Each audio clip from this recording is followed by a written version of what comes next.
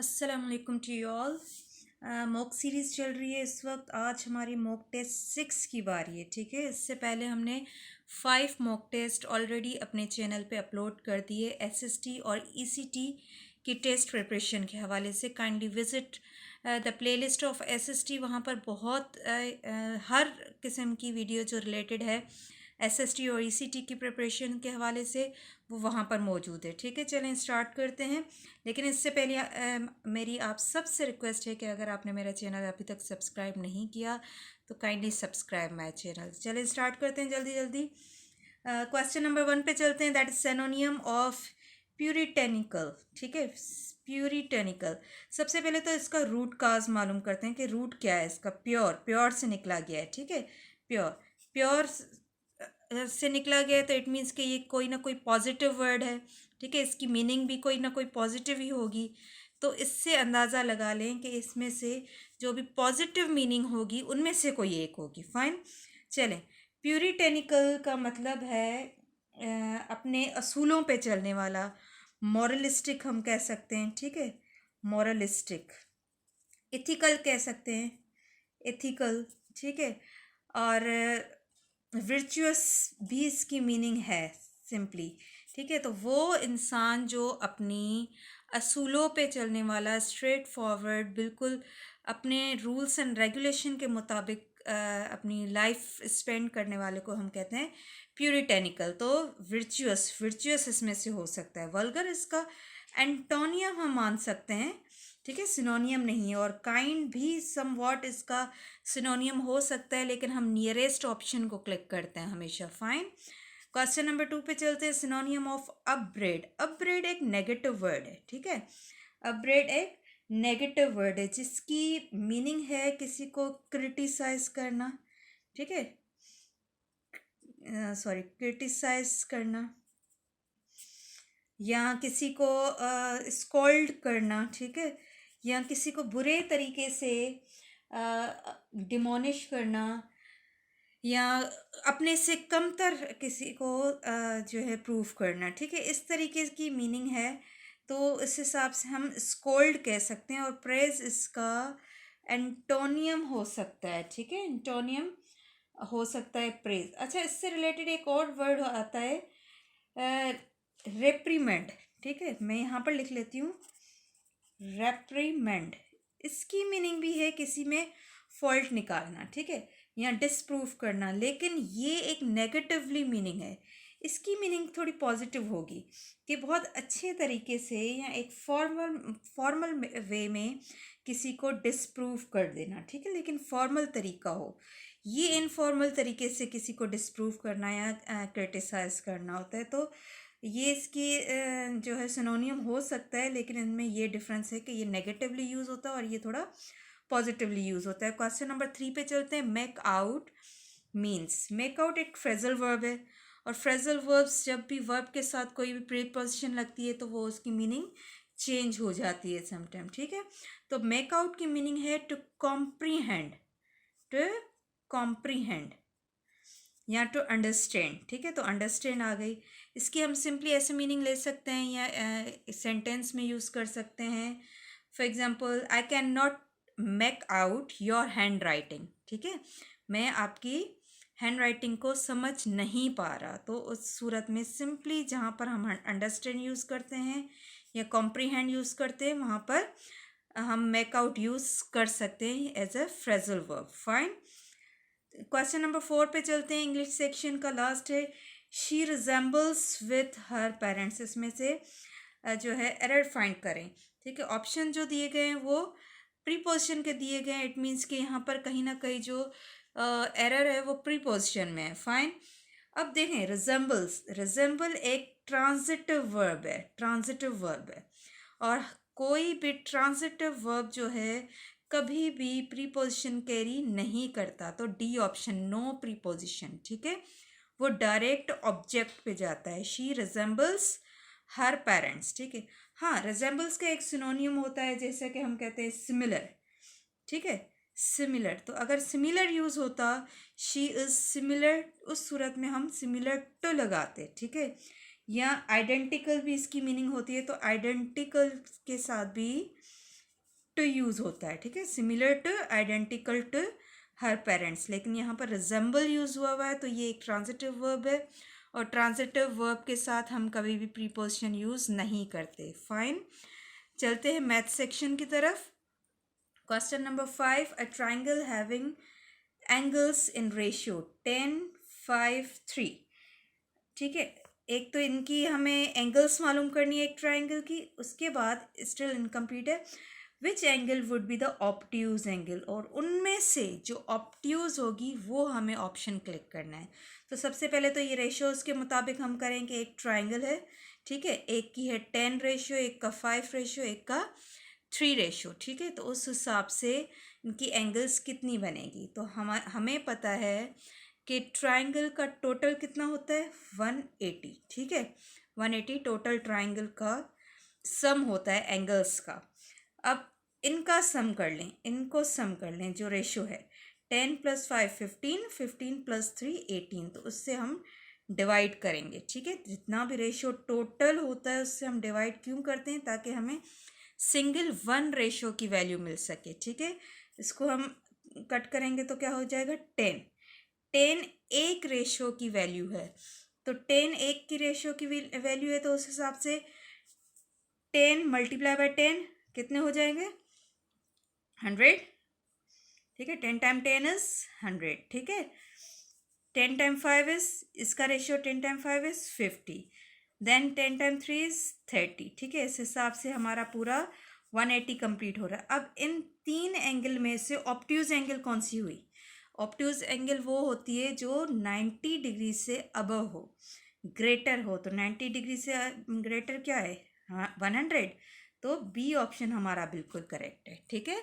सबसे पहले हमने क्या मालूम किया, रेशोज़ को हमने कन्वर्ट किया एंगल्स में, ठीक है। एंगल्स से हमें पता चला कि इन एंगल्स में से ऑब्ट्यूज एंगल कौन सी है, क्योंकि हमसे पूछा ये गया है कि which angle would be obtuse angle, तो इनमें से ये भी एक्यूट है, ये भी एक्यूट है, लेकिन 100 जो है ऑब्ट्यूज है, तो ऑप्शन हमारा 100 हो जाएगा। फाइन, क्वेश्चन नंबर 6 पे चलते हैं। अ शेप विथ इक्वल 5 साइड्स, अब जिसकी 5 साइड्स होती हैं किसी भी शेप की तो हम उसको कहते हैं पेंटागोन, लेकिन जब उसी पेंटागोन की हर एक साइड इक्वल हो तो उसको सिंपली पेंटागोन नहीं कहेंगे, हम रेगुलर पेंटागोन कहेंगे, जिसकी सारी साइड्स इक्वल हों, ठीक है। फॉर एग्जांपल ये है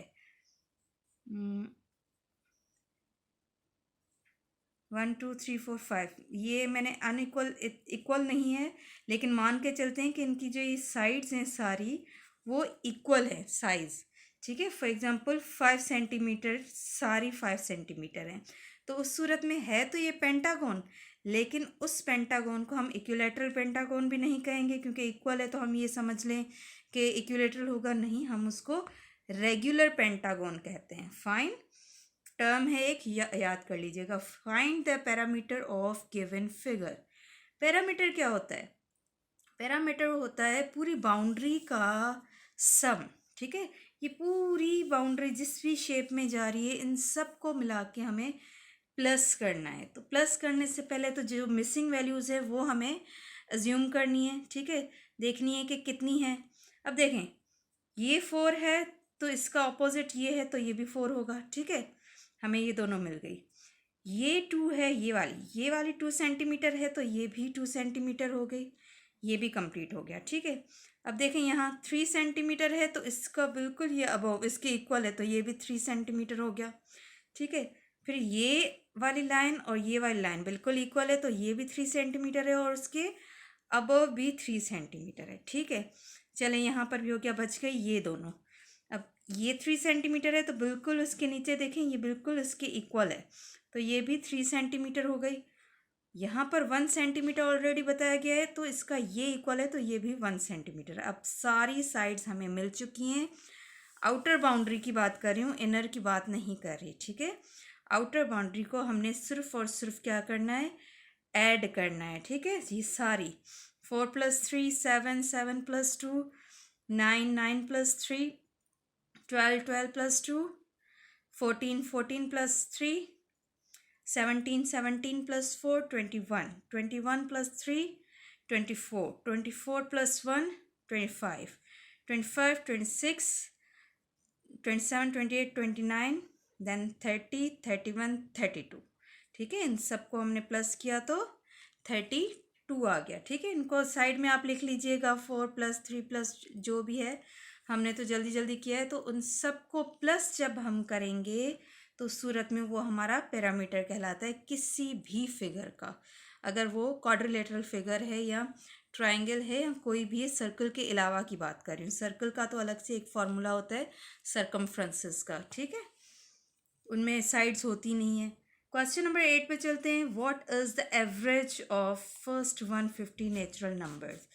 अब एवरेज हमें पता है कि नॉर्मली एवरेज का फॉर्मूला होता है sum of quantities divided by number of quantities. ठीक है, नंबर ऑफ क्वांटिटीज ये हमारा नॉर्मली एक फॉर्मूला एवरेज का। लेकिन यहाँ पर 150 नेचुरल नंबर्स हम सारे तो नहीं लिखेंगे ना, तो उसके हिसाब से एक अलग से फॉर्मूला है जो हम एक्सट्रैक्ट करते हैं कि नंबर ऑफ नेचुरल नंबर्स। ठीक है, देन जितने भी नंबर्स हैं, जाहिर सी बात है 1 के बाद 2, 2 के बाद 3, 3 के बाद 4, 4 के बाद 5, तो एक एक डिजिट का डिफरेंस है इन सब में, तो मीन्स कि +1 हो गया। ठीक है, डिवाइडेड बाय 2n, ये इसका फॉर्मूला बनेगा अलग से। ठीक है, तो इसको हम फर्दर रिड्यूस कर लेते हैं। n से कट हो गया, बाकी क्या बच गया हमारे पास, n+1 डिवाइडेड बाय 2। इसमें वैल्यूज पुट करेंगे, हमारे पास एवरेज आ जाएगी। ठीक है, n कितनी है, 150 नेचुरल नंबर्स का है, तो 150 +1 डिवाइड बाय 2। ठीक है, 150 कितना हो जाएगा, और +1 151 डिवाइड बाय 2, इनको डिवाइड करेंगे तो कितना आ जाएगा, 75.5 हो जाएगा। तो 75.5। इस तरीके के क्वेश्चन अक्सर आते हैं क्योंकि थोड़े से ट्रिकी होते हैं। हमें एवरेज का फॉर्मूला ये पता होता है और हम इसके मुताबिक कितने नेचुरल नंबर्स लिखें और उनको ऐड करें तो बहुत मुश्किल हो जाती है। ठीक है, तो उस हिसाब से आप इसको थोड़ा सा रिवाइज कर लीजिएगा, प्रैक्टिस कीजिएगा। नेक्स्ट सेक्शन पे चलते हैं। हमारा नेक्स्ट सेक्शन है जीके का। चलें करते हैं। Question number 9, FATF full form हमें पता है, ऑलरेडी डिस्कस कर चुके हैं। फाइनेंशियल एक्शन टास्क फोर्स, उसका हेड क्वार्टर कहाँ है, तो हेड क्वार्टर है पेरिस में। हेड क्वार्टर है पेरिस में। ये बनी कब थी, 1939 में बनी थी। इसके मेंबर्स भी कितने हैं, मेंबर्स कितने, 39 ही मेंबर्स हैं। 39 में बनी थी, 39 मेंबर्स हैं। ये दो बातें आ गई। अच्छा, इसका पर्पस क्या है, FATF financial action task force का, कि जो लॉन्ड्रिंग होती है, मनी लॉन्ड्रिंग और टेरर फाइनेंसिंग, ठीक है, उसको ये कंट्रोल करती है। ये इदारा जो है उसको कंट्रोल करता है, मनी लॉन्ड्रिंग और टेरर फाइनेंसिंग को। फाइन, ऑफिशियल लैंग्वेजेस की दो हैं, इंग्लिश है एक और एंड फ्रेंच है। ठीक है, ये दोनों इसकी ऑफिशियल लैंग्वेजेस हैं, याद कर लीजिएगा। चलते हैं क्वेश्चन नंबर 10 की तरफ। कैपिटल ऑफ जर्मनी, जर्मनी का कैपिटल क्या है, बर्लिन।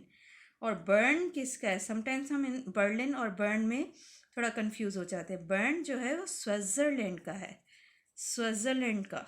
ठीक है, और दुशंबे किसका है, ताजिकिस्तान का, ताजिकिस्तान का कैपिटल है। ठीक है, तो तीनों कवर हो गए हमारे। Question number 11, which of the following is main body organ of UN, United nation. United nation के टोटल ऑर्गन्स कितने हैं, 6 ऑर्गन्स हैं। ठीक है, और 6 ऑफिशियल लैंग्वेजेस है, 6 ऑर्गन्स और 6 ऑफिशियल लैंग्वेजेस। उनमें से 6 ऑर्गन में से मेन बॉडी कौन सी है, जनरल असेंबली, जिसमें टोटल 193 मेंबर्स रिप्रेजेंट करते हैं। क्योंकि UN के टोटल मेंबर्स कितने, 193, तो टोटल 193 मेंबर्स जनरल असेंबली को रिप्रेजेंट करते हैं। फाइन, ये भी उन्हीं की बॉडीज़ ही हैं लेकिन ये अलग हैं। मेन बॉडी की का क्वेश्चन है तो हम उसके हिसाब से जनरल असेंबली को टिक करेंगे। ठीक है, UN बनी कब थी, 1945 में बनी थी, 24 अक्टूबर को। थोड़ा थोड़ा रिपीट हो जाता है तो फिर याद हो जाते हैं हमें क्वेश्चंस। ठीक है, क्वेश्चन नंबर 12, एंटोनिया गुटेरेस, ये जनरल असेंबली के जो है सेक्रेटरी जनरल हैं यूएन के, ठीक है। कौन से नंबर पे? 9th नंबर के जो हैं इसके सेक्रेटरी जनरल है। इलेक्ट कब हुए थे? 2017 में इलेक्ट हुए थे, 1 जैन को, ठीक है। 1 जैन को 2017 से अब तक ही एंटोनिया गुटेरेस ही सेक्रेटरी जनरल हैं, ठीक है। अच्छा, एक और बात, ये कौन से कंट्री से बिलोंग करते हैं? पोर्टुगल, ये भी आता है अक्सर के कौन से कंट्री से बिलोंग करते हैं, कब इलेक्ट हुए, और टेन्योर कितना था, कौन से नंबर पे थे। तो इस तरीके के क्वेश्चन एक ही क्वेश्चन में से बन जाते हैं, ठीक है।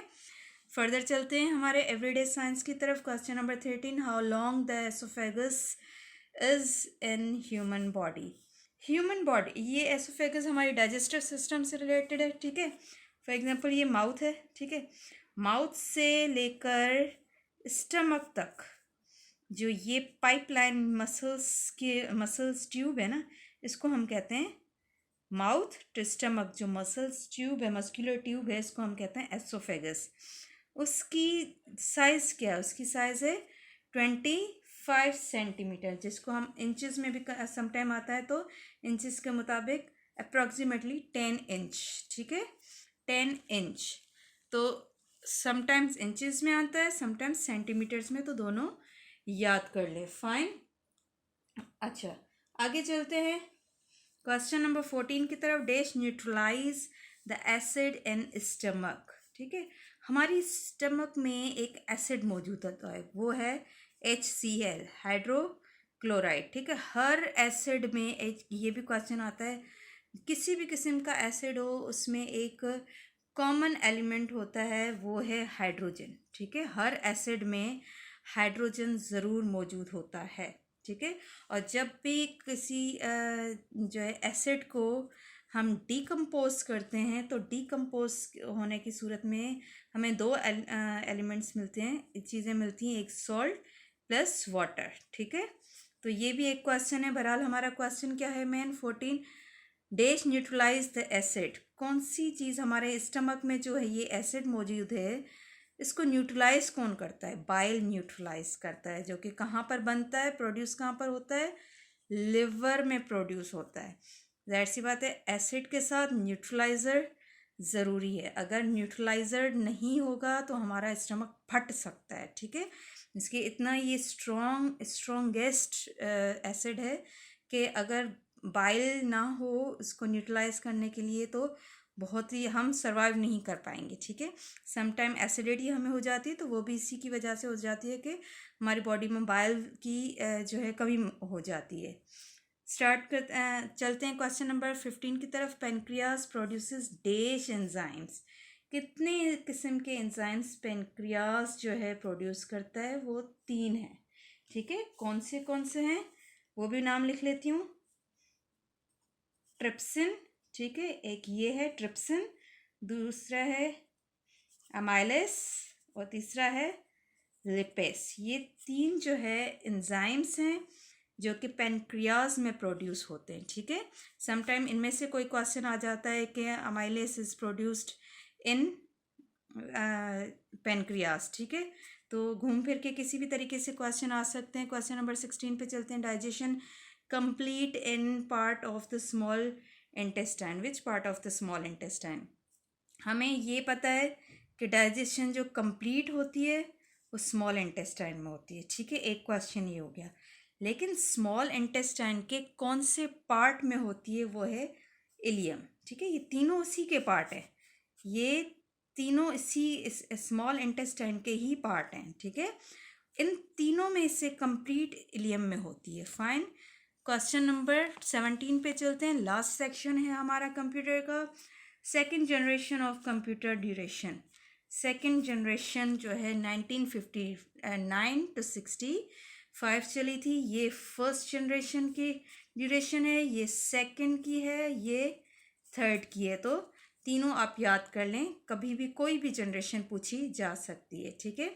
फर्स्ट में हमारे जो मेन इन्वेंशन थी वो थी वैक्यूम ट्यूब, ठीक है।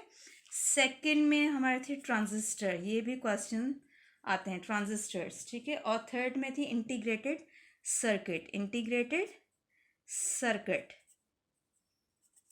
तो ये क्वेश्चंस भी समटाइम आते हैं। और यहाँ पर है vacuum. Alright, question number 18, BCC stands for blind carbon copy, जो अक्सर ईमेल में यूज़ होती है जब हम कॉपीज़ जो है अपनी ईमेल की कुछ अदर, बहुत सारे अदर जो है एड्रेसेस पे सेंड करते हैं। इस सूरत में कि किसी को ये ना पता चले कि हमने किस किस को सेंड किए, इसीलिए उसको ब्लाइंड का नाम दिया गया है कि इनविजिबल होती है, ठीक है। Question number 19, the list of coded instructions is called. जब हम कोडिंग करते हैं कंप्यूटर में तो हम कहते हैं हम प्रोग्रामिंग कर रहे हैं, ठीक है, प्रोग्राम बना रहे हैं, तो उसको हम कंप्यूटर प्रोग्राम बोलते हैं। वो किसी भी लैंग्वेज की हो, C++ की हो, HTML की हो, किसी भी लैंग्वेज की, बाइनरी लैंग्वेज की हो, तो उसमें हम जब कोडिंग करते हैं वो हमारा कोडिंग जो होता है पूरी, वो कंप्यूटर प्रोग्राम कहलाता है। फाइन, लास्ट क्वेश्चन है C++ was used in third generation of computer, ठीक है। ये एक C++ भी है, C लैंग्वेज भी है, तो वो कौन सी जनरेशन में यूज़ हुई थी कंप्यूटर की? थर्ड जनरेशन में यूज़ हुई थी। Thank you so much. ये हमारी मॉक टेस्ट नंबर 6 थी। आगे और सीरीज चलेंगी, बहुत इंपॉर्टेंट क्वेश्चंस आते जाएंगे। Stay connected with my channel. Thank you.